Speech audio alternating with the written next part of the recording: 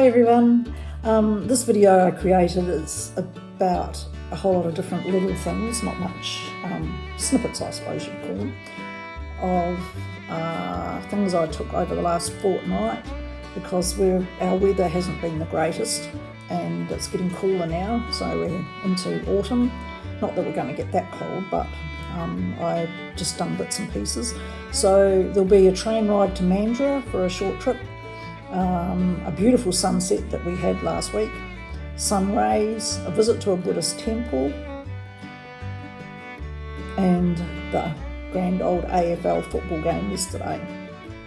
The results of that game will be at the end. So, and then my poem. So I hope you really like the videos I'm putting out there. If you're watching it and you're not subscribed, then please subscribe. It would help build the channel up. In relation to subscribing to the channel, subscription does not mean you pay for it. I don't know whether people realise this or not. You just click the little subscribe button. You'll be asked to, if you haven't logged in, you'll be asked to log in. So you just use your email address to log in. And the like is the thumbs up thing. Comments, you can put the comments in underneath the video, and in the description box, which is the little wee V that's underneath the video itself on the right hand side, you'll find I've written stuff in there. If you look there, you might find my website, my podcast logo, and the name of the song, that's the music that's through it, if there's music through it. Thanks for watching again, and we'll see you at the end actually. Bye.